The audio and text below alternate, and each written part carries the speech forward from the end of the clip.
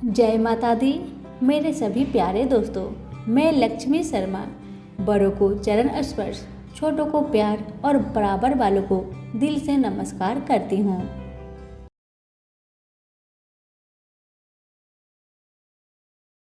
ओम नमः शिवाय। आज सोमवार को मैं आप सभी को सुनाने जा रही हूँ भोलेनाथ की कथा। जिनकी कथा को जो भी भक्त श्रद्धा पूर्वक सुनता है उसकी सारी मनोकामना निश्चित ही पूरी हो जाती है। कथाओं को पूरा जरूर सुनिएगा। अगर अच्छी लगे तो दूसरों को शेयर करना ना भूले। अब सुनिए भोलेनाथ की यह कथा। प्राचीन काल की बात है। कहीं किरातों के नगर में एक देवराज नामक ब्राह्मण रहता था। देवराज ज्ञान में अत्यंत दुर्बल, दरिद्र रस बेचने वाला तथा वैदिक धर्म से विमुख था। वह स्नान, संध्या आदि कर्मों से भ्रष्ट हो गया था एवं वेश्यावृत्ति में तत्पर रहता था। उसका नाम था देवराज। वह अपने ऊपर विश्वास करने वाले लोगों को ठगा करता था। उसने ब्राह्मणों, क्षत्रियों, वैश्यों, शूद्र तथा दूसरों को भी अपने बहाने से मारकर उन सब का धन हड़प लिया था। परंतु उस पापी का थोड़ा सा भी धन धर्म के काम में नहीं लगा। वह वेश्यागामी तथा सब प्रकार के आचरण से आचार भ्रष्ट था। एक दिन देवराज घूमता हुआ प्रतिष्ठानपुर में जा पहुंचा। वहां पर उसने एक शिवालय देखा जहां बहुत से साधु महात्मा एकत्र हुए थे। देवराज उस शिवालय में ठहर गया, परंतु वहां उसे ज्वर आ गया। उस ज्वर से उसे बहुत अधिक पीड़ा होने लगी। ज्वर में पड़ा हुआ वह ब्राह्मण के मुख रविंद से निकली उस शिव कथा को निरंतर सुनता रहा। एक मास के बाद वह ज्वर से अत्यंत पीड़ित होकर चल बसा। उसकी मृत्यु के पश्चात यमराज के दूत आए और उसे पासों में बांधकर बलपूर्वक यमपुरी ले गए। इतनी ही देर में शिवलोक से भगवान शिव के पार्षदगण आ गए। उनके गौर अंग कपूर के समान उज्जवल थे। हाथ त्रिशूल से सुशोभित थे। उनके संपूर्ण अंग भस्म से चमक रहे थे तथा रुद्राक्ष की मालाएं उनके शरीर की शोभा बढ़ा रहे थे। वे सभी क्रोधपूर्वक यमपुरी गए और यमराज के दूतों को मार पीट कर बारंबार धमकाकर उन्होंने देवराज को उनके चंगुल से छुड़ा लिया और अत्यंत अद्भुत विमान पर बैठाकर जब शिव के दूत कैलाश जाने को उद्यत हुए उस समय यमपुरी में भारी कोलाहल मच गया। उस कोलाहल को सुनकर धर्मराज अपने भवन से बाहर आए। साक्षात दूसरे रुद्र के समान प्रतीक होने वाले उन चारों दूतों को देखकर धर्मज्ञ धर्मराज ने उनका विधि पूर्वक पूजन किया और अपनी ज्ञान दृष्टि से बस देखकर ही सारा वृत्तांत जान लिया। उन्होंने भय के कारण भगवान शिव के उन महात्मा दूतों से कोई बात नहीं पूछी, अपितु उन सब की पूजा एवं प्रार्थना की। तत्पश्चात वे शिवदूत कैलाश को चले गए और वहां पहुंचकर उन्होंने उस ब्राह्मण को दया के सागर शांत शिव के हाथ में दे दिया। तो सभी प्रेम से बोले भोलेनाथ की जय। एक समय की बात है। त्रिपुरारी भुजंगधारी श्री काशीपति महादेव जगत माता पार्वती के साथ प्रसन्न रूप में विराजमान थे। जगत माता ने उनसे अनुरोध किया, भगवान कोई कथा कहिए। इस पर भगवान भूत भावन किंचित मुस्कुराए और बोले, हे पार्वती सुनिए, पूर्व समय में कुसमांड नामक एक ऋषि का पुत्र मंडप नाम से विख्यात था। वह बाल्यकाल में ही कुसंगति के कारण पाप कर्म में लीन हो गया था। अतः उसकी निंदित कथाओं को सुनकर उसके पिता, माता, भाई आदि सभी संबंधियों ने भी उसको अपने से अलग कर दिया। वह पूर्व जन्म के कर्मों के कारण किसी का कहना नहीं मान रहा था। उसकी आदतें यहाँ तक खराब हो गई कि वह साधु महात्मा, सत्पुरुषों एवं देवी देवताओं तक की निंदा करने लगा।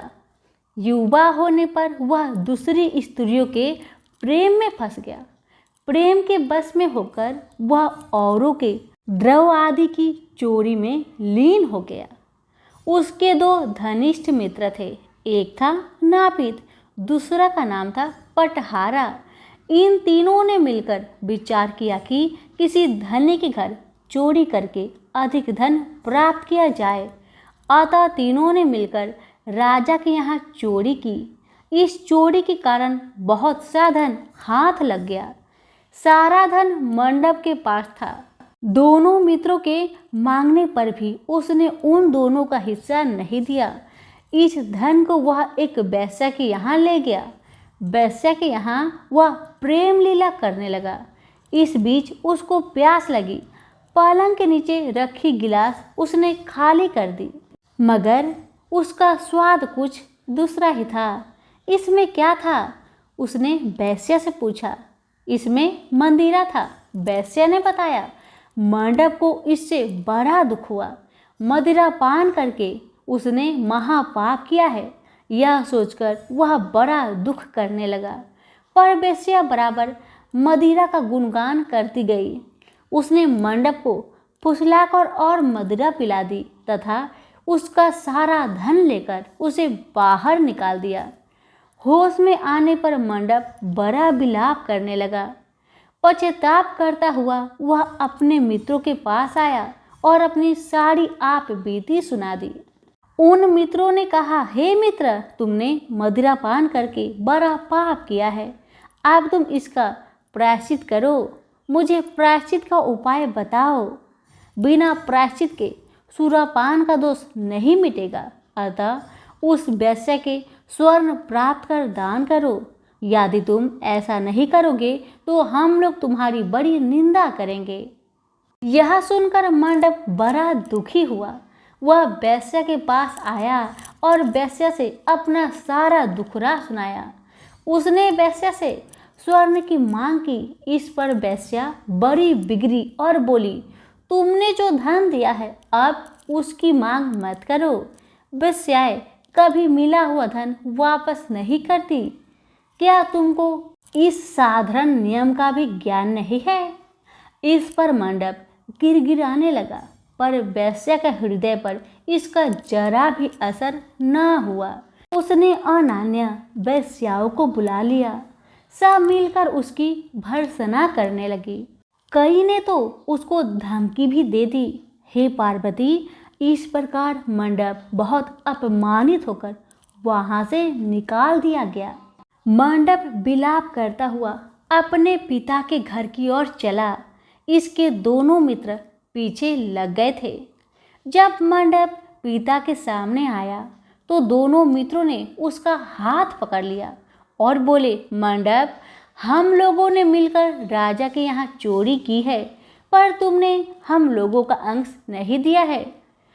तुम हम लोगों का अंश दे दो। यह बात सुनकर कुसुमांड मुनि बहुत दुखी हुए और बोले, इस अधम से तुम लोगों की मित्र कैसे हो गई? मंडप के मित्रों ने कहा, हे मुने, इसे भाभी ही समझिए। पर न्याय की बात तो यह है कि आपका पुत्र हमारा अंश नहीं दे रहा है। यह सारा धन लेकर वेश्या के यहाँ चला गया। उसने सारा धन ले लिया। वह वेश्या वाद विवाद में बड़ी चतुर है। वह धन वापस नहीं करेगी। अतः हमारा धन दिलवाइए, अन्यथा हम राज दरबार में गुहार करेंगे। इस पर कुसुमांड मुनि ने अपने पुत्र का हाथ पकड़ लिया। मुनि ने कहा, चलो मैं स्वयं राजा के पास चलता हूँ। न्यायप्रिय और धर्मात्मा राजा के दंड देने से पाप का नाश हो जाता है। पाप का प्रायश्चित न करने पर नरक यातना भुगतनी पड़ती है। इस पर मंडप के मित्रों ने कहा, हे मुने, आप अपने पुत्र को हमारे हवाले कर दे। राज दरबार में आपका जाना ठीक नहीं है। हम लोग इससे निपट लेंगे। इस पर मुनि श्रेष्ठ ने कहा, हे अधम पुत्रों, तुम इस लोगों के साथ जाकर राजदंड भोगकर प्रायश्चित करो। तुमने जो किया है बहुत बुरा किया है। आज से तुम मेरे पुत्र नहीं हो और मैं भी तुम्हारा कोई नहीं। जब तक तुम प्रायश्चित करके नहीं आओगे मैं तुम्हारा मुख नहीं देख सकता। मंडप के मित्र मंडप को अपने साथ ले गए। दूर एक घने जंगल में ले जाकर पहले तो खूब भर्त्सना की, फिर बाद में उसको पीटना शुरू कर दिया। बेहद पीटने के कारण मंडप बेहोश होकर गिर पड़ा। उसके मित्रों ने समझाया कि वह मर गया, अतः उसको मरा हुआ जानकर उसके मित्रगण उसे वहीं छोड़कर चले गए। कुछ देर बाद मंडप को चेत आया तो वह विलाप करता हुआ एक और चल पड़ा। उसके दोनों मित्र एक मंदिर में रात भर भूखे प्यासे टिके रहे और प्रायश्चित करते रहे। प्रातः वो दोनों उसे देखने के लिए गए कि उसके शरीर की अब क्या गति हुई है। वह मंडप को ना पा उन दोनों को बड़ा आश्चर्य हुआ। फिर तो वो समझ गए कि मंडप मरा नहीं है, वह जीवित है और कहीं चला गया है। उस दिन शिव महात्म्य को जानने वाले लोग पंचक्रोशात्मक लिंग की प्रदक्षिणा कर रहे थे। मंडप भी उन लोगों के साथ हो गया। यात्रीगण कर्ममेश्वर के समीप रहे। मंडप ने भी वहां रहकर सारी रात जागरण किया। सब यात्रियों ने उसको साधु मान लिया और इस बात को भी वे मान गए कि वह परम शिव कुष्मांड का पुत्र मंडप है। मंडप शिव व्रतधारी परम शिव साधु के रूप में मान लिया गया। मंडप ने शंकर प्रतिमा के समक्ष नृत्य और भजन प्रारंभ किया। सज्जनों ने उसकी भक्ति देखकर उसका बड़ा आदर किया। मंडप भी सत्संग से परम भक्ति भाव वाला हो गया। अब उसको ज्ञान हो गया कि शिव भक्ति के प्रताप से ही उसका इतना आदर हो रहा है। वह सबका प्रिय हो गया है। साथ ही भोजन धन धान्य श्रद्धा भी मिल रही है। मंडप चंडिका देवी के मंदिर में आया। वहां काशी के धर्म के सज्जनों द्वारा भीम चंडी की पूजा हो रही थी। मंडप का वहां बड़ा आदर किया गया। रात्रि में मंडप ने क्षेत्र महात्म्य कहा और सुना। इसके बाद शिव भक्तों और विष्णु भक्तों ने मिलकर कीर्तन किया। मंडप ने इस नृत्य कीर्तन में प्रमुख भाग लिया। इससे प्रसन्न हो सबने मंडप की भूरी भूरी प्रशंसा की। इस प्रकार मंडप का मन शिव में लग गया। हे पार्वती, इस प्रकार मंडप मेरे क्षेत्र की प्रदक्षिणा करने लगा। ब्रह्म हत्या, सूरापान और चौड़े कर्म आदि सभी पापों से छुटकारा पाने के लिए मेरी स्तुति करने लगा। इस प्रकार की आराधना से वह सारे पापों से मुक्त हो गया।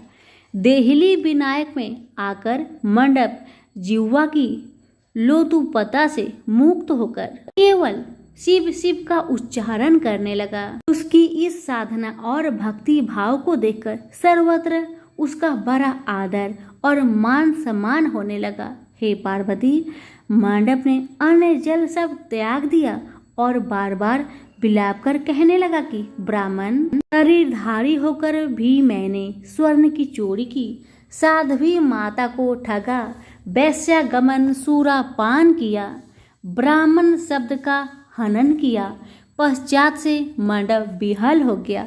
हे देवी, मंडप के मन में यह विचार आया कि मेरे क्षेत्र की प्रदक्षिणा करने से वह सारे पापों से मुक्त हो गया। अतः वह काशी काशी शिव शंकर शिव की रट लगाकर अपने पापों का प्रायश्चित करता हुआ मेरे क्षेत्र की परिक्रमा करने लगा। रामेश्वर लिंग में आकर उसने स्नान पूजन किया, सोमनाथ का पूजन किया, सीता और लक्ष्मण के साथ श्री राम जी का पूजन किया। पूजन और भक्ति भाव देखकर सर्वत्र उसकी प्रशंसा हुई। मंडप ने अन्न जल का त्याग कर दिया था। तदंतर वृषभध्वज में आकर स्नान देव पूजन किया। प्रातःकाल वरुण संगम में स्नान किया। मुझे पूछता हुआ वह मेरे मंदिर आया। उसने आकर बड़ा दान पुण्य किया। सदोष मंडप ने साष्टांग प्रणाम किया। वह अनेक महात्मा उपस्थित थे। हे पार्वती, मंडप सबके आगे हाथ जोड़कर खड़ा हो गया और पूछने लगा, हे महात्माओं, मैंने बड़े बड़े पाप किए हैं। आप लोग कृपया यह बतलाइए कि इन पापों से छुटकारा किस प्रकार मुझे मिलेगा। सभी महात्माओं ने कहा, हे मंडप, तुम शिव भक्ति केशव के भक्त हो गए हो। पंचक्रोशात्मक लिंग पर दक्षिणा से और शिव कीर्तन से तुम्हारे सारे पाप नष्ट हो गए हैं। इस प्रकार सुन मंडप ने कहा, हे सत्यगणों, पिताजी ने तो मुझको घर से निकाल दिया है, अब मैं अपने घर कैसे जाऊं? और हे मुनि श्रेष्ठों, पिता को कैसे अपना मुंह दिखलाऊं? इस पर सबने कहा, अब तुम्हारे सारे पापों का प्रायश्चित हो गया है, तुम सहर्ष घर जा सकते हो। हे पार्वती, इस प्रकार मंडप अपने पिता के घर के सामने आया और शिव शंभो शंभो महादेव महादेव का उच्चारण करने लगा। स्वर सुनकर कुष्मांड मुनि ने अपनी पत्नी से कहा, हे प्रिय, देखो तो कौन द्वार पर शिव का उच्चारण करता हुआ आया, हमें परम सुख दे रहा है। शिव नाम की अमृत वर्षा कौन कर रहा है? मुनि पत्नी ने द्वार पर अपने पुत्र को देखा। हे पुत्र, तुम्हारा आना कैसे हुआ?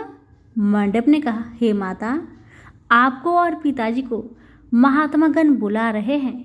यह सुनकर मंडप की माता अपने पति के पास आई और उनसे सारा वृत्तांत कहा। हे पूज्यवर, आपका पुत्र शिव का नाम रटता हुआ द्वार पर उपस्थित है। उसका कहना है कि प्रायश्चित करके वह पवित्र हो गया है। सदस्यगण आपको बुला रहे हैं, वे प्रायश्चित का प्रमाण देंगे। कुष्मांड मुनि दरवाजे पर आए। उन्होंने रुद्राक्षधारी शिव भक्त मंडप को देखा। तुम क्यों आए हो? थोड़े से प्रायश्चित से बड़े पाप का नाश नहीं होता है। मंडप ने कहा, हे पिताजी, इसमें कोई संदेह नहीं है कि मैंने बड़े पाप किए हैं। इतना होने पर भी महात्मागण आपको बुला रहे हैं। मुनि अपनी पत्नी के साथ महात्माओं के पास आए। महात्माओं ने एक स्वर में कहा, हे मुनिवर, आपका पुत्र समस्त पापों से मुक्त हो गया है। कुष्मांड ऋषि ने पूछा, हे मुनि श्रेष्ठों, किस आधार पर आपकी दृष्टि में मेरा पुत्र पाप मुक्त हो गया है? इसने तो बड़े बड़े पाप किए हैं। महात्माओं ने कहा, हे मुने, इस मुक्ति मंडप के स्वामी श्री भगवान विष्णु हैं, वही इसका उत्तर देंगे। महात्माओं ने विष्णु भगवान की स्तुति की।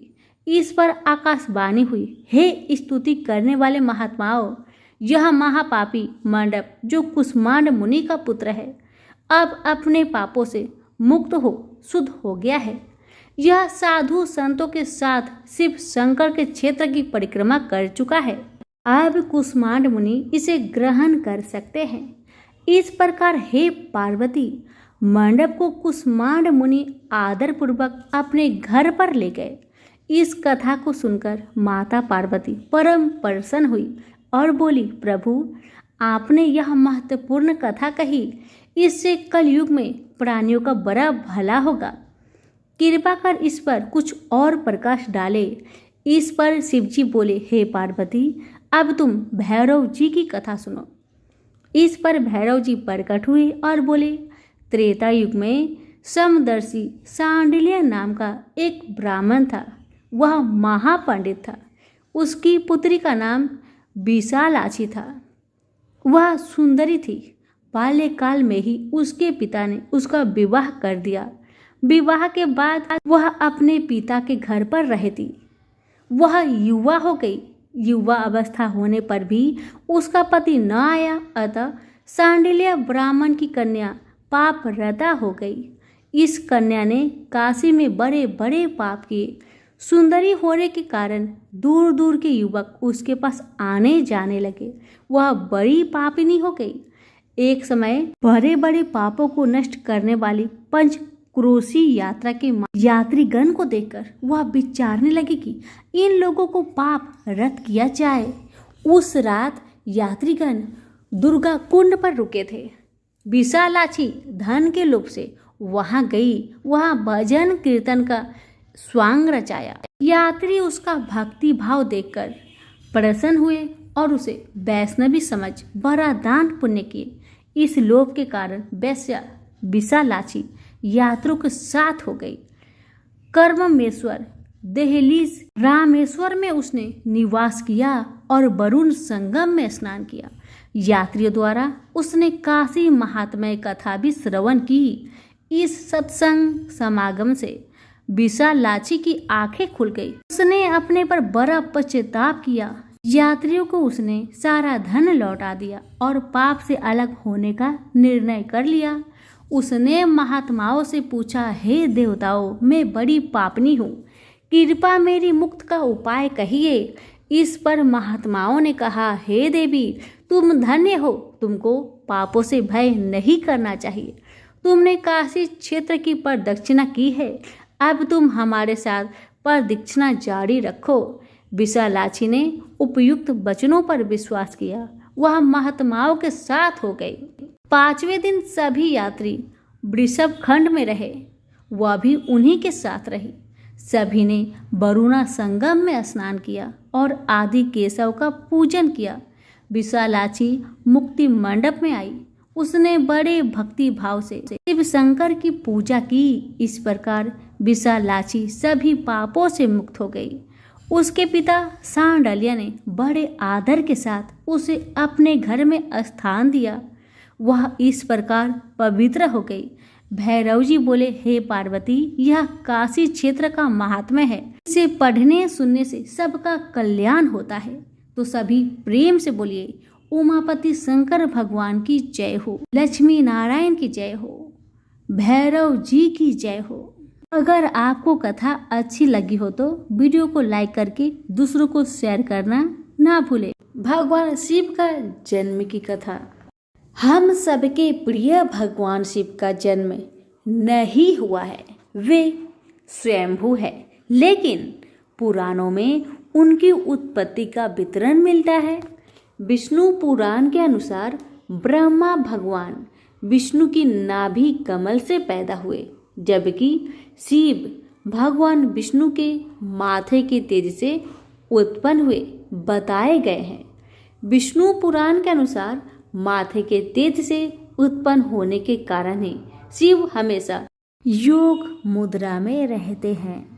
श्रीमद् भागवत पुराण के अनुसार एक बार जब भगवान विष्णु और ब्रह्मा अहंकार से अभिभूत हो स्वयं को श्रेष्ठ बताते हुए लड़ रहे थे, तब एक जलते हुए खंभे से भगवान शिव प्रकट हुए। विष्णु पुराण में वर्णित शिव के जन्म की कहानी शायद भगवान शिव का एकमात्र बाल रूप वर्णन है। इसके अनुसार ब्रह्मा को एक बच्चे की जरूरत थी। उन्होंने इसके लिए तपस्या की। तब अचानक उनकी गोद में रोते हुए बालक शिव प्रकट हुए। ब्रह्मा ने बच्चे से रोने का कारण पूछा तो उन्हें बड़ी मासूमियत से जवाब दिया कि उसका कोई नाम नहीं, इसलिए वह रो रहा है। तब ब्रह्मा ने शिव का नाम रुद्र रखा, जिसका अर्थ होता है रोने वाला। शिव तब भी चुप नहीं हुए, इसलिए ब्रह्मा ने उन्हें दूसरा नाम दिया, पर शिव को नाम पसंद नहीं आया और वे फिर भी चुप नहीं हुए। इस तरह शिव को चुप कराने के लिए ब्रह्मा ने 8 नाम दिए और शिव 8 नामों से जाने गए। शिव पुराण के अनुसार यह नाम पृथ्वी पर लिखे गए थे। शिव के इस प्रकार ब्रह्मपुत्र के रूप में जन्म लेने के पीछे भी विष्णु पुराण की एक पौराणिक कथा है। इसके अनुसार जब धरती, आकाश, पाताल समेत पूरा ब्रह्मांड जलमग्न था, तब ब्रह्मा, विष्णु और महेश के सिवा कोई भी देव या प्राणी नहीं था। तब केवल विष्णु ही जल के सतह पर अपने शेष नाग पर लेटे नजर आ रहे थे। तब उनकी नाभि से कमल नाल पर ब्रह्मा जी प्रकट हुए। ब्रह्मा विष्णु जब सृष्टि के संबंध में बातें कर रहे थे तो शिव जी प्रकट हुए। ब्रह्मा ने उन्हें पहचानने से इनकार कर दिया। तब शिव के रूठ जाने के भय से भगवान विष्णु ने दिव्य सृष्टि प्रदान कर ब्रह्मा को शिव की याद दिलाई। ब्रह्मा को अपनी गलती का एहसास हुआ और शिव से क्षमा मांगते हुए उन्होंने उनसे अपने पुत्र रूप में पैदा होने का आशीर्वाद मांगा। शिव ने ब्रह्मा की प्रार्थना स्वीकार करते हुए उन्हें यह आशीर्वाद प्रदान किया। जब ब्रह्मा ने सृष्टि की रचना शुरू की तो उन्हें एक बच्चे की जरूरत पड़ी और तब उन्हें भगवान शिव का आशीर्वाद ध्यान आया। अतः ब्रह्मा ने तपस्या की और बालक शिव बच्चे के रूप में उनकी गोद में प्रकट हुए। प्रेम से बोलिए भोलेनाथ की जय हो। ब्रह्मा विष्णु महेश की जय हो। माता पार्वती और भगवान शिव की प्रेम और समर्पण की कथा तो हम सुनते आ रहे हैं। शिव पार्वती का मिलन और उनके पुत्र गणेश जी की उत्पत्ति की कथा काफी प्रचलित है, लेकिन एक कथा ऐसा भी है जिसमें मां पार्वती को भगवान शिव के क्रोध का सामना करना पड़ा था। क्रोध में आकर भगवान शिव ने मां पार्वती को श्राप तक दे दिया था, जिस वजह से माता पार्वती को मछुआरे के घर जीवन व्यतीत करना पड़ा था। तो आइए सुनते हैं यह रोचक कथा। एक बार भगवान शिव सृष्टि की कथा माता पार्वती को सुना रहे थे। शिव जी सृष्टि के रहस्यों को बताने लगे तो माता पार्वती सुनते सुनते कहीं खो गई थी। शिव जी कथा सुनाते गए, लेकिन माता पार्वती दूसरी दुनिया में खोई रही। तब भगवान शिव कथा को रोककर पार्वती से पूछते हैं कि क्या आप मेरी कथा सुन रही हैं? परंतु काल्पनिक दुनिया में खोई मां पार्वती ने भगवान शिव को कोई उत्तर नहीं दिया। थोड़ी देर बाद मां पार्वती वापस दुनिया में आई। तब भगवान शिव ने माता पार्वती को कहा कि आपने ब्रह्म ज्ञान का अवहेलना की है। जब कोई शिक्षा दे रहा हो तो आपका ध्यान भंग नहीं होना चाहिए। इस पर भगवान ने क्रोध आवेश में आकर माता पार्वती को श्राप दिया कि आपका जन्म मछुआरे के परिवार में होगा। इसके बाद पार्वती किसी मछुआरे के गांव पहुंच गई। वहां गांव के मुखिया की कोई संतान नहीं थी। वह मछली पकड़ने जा रहा था तो एक बच्ची को पेड़ के नीचे बैठा देख हैरान हुआ। वह बच्ची और कोई नहीं, माता पार्वती ही थी। मुखिया ने भगवान का शुक्रिया किया। उन्होंने उसके परिवार के लिए बच्ची भेजी। वह माता पार्वती को लेकर अपना घर चला गया। कहा जाता है शिव जी के श्राप के वजह से ही मां पार्वती को मछुआरे के घर में रहना पड़ा था। तो प्रेम से बोलिए उमापति शंकर की जय हो।